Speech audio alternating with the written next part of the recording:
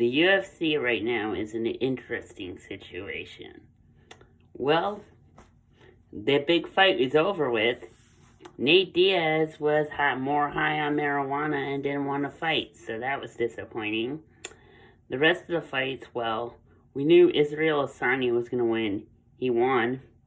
Brandon Moreno beat Charles Oliveira, although that was the most heartwarming moment because I love Delfins Figueroa lifting him up after he lost the championship. That's one of the most wholesome moments in sports history, and you guys know it. But after that, dust settles. What does the UFC have till August, September, October? Not much. I mean, Dan Ige and Korean Zombie will be a great fight, don't get me wrong, but we got Conor and Dustin, of course, next month, but again, here's the thing. It's not even for a lightweight title. I already explained in a video a while back, you can look it up. It was after Charles Oliveira won the title, and it pretty much describes everything. Let's assume Conor wins the title. No, wins the fight with Dustin. Then what? Does he call out Charles? I think Charles will win that fight easily. The only reason they're doing the third fight now in the trilogy is, let's be honest, money. The UFC right now is so focused on money, they just want to put Conor McGregor's name out. But let me tell you something.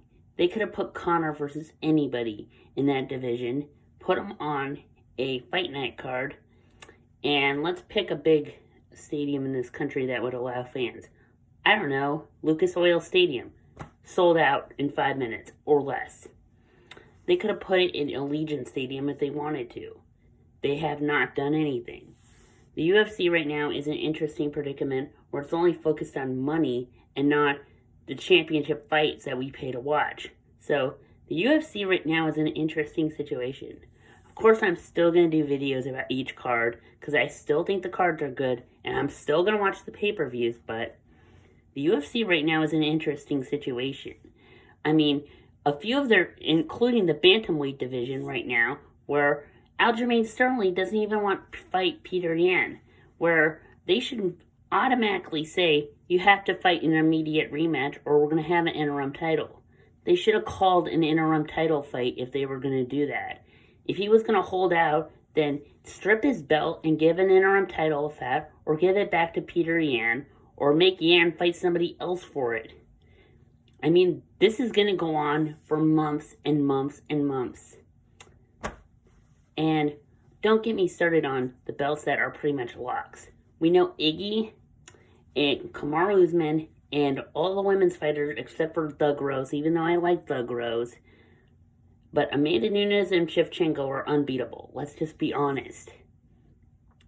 The only other fight I could see Francis Ngannou fight is against Jon Jones.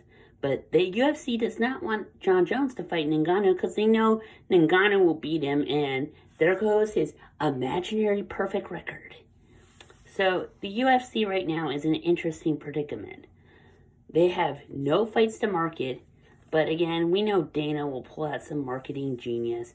He knows he's going to be talking about the record number of pay-per-view sales from the Conor McGregor-Dustin Poirier fight.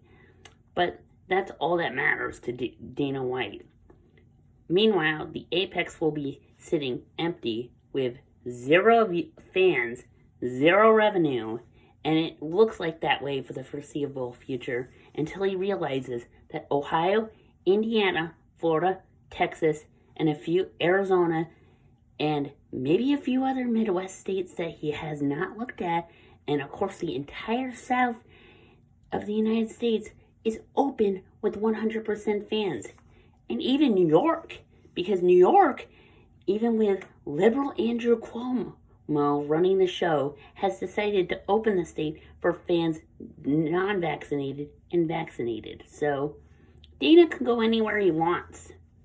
It's up to him to make that decision. Please like, subscribe, and have a fabulous day. And leave those comments below if you want to complain about this, because it's just the honest truth from me. Have a great night.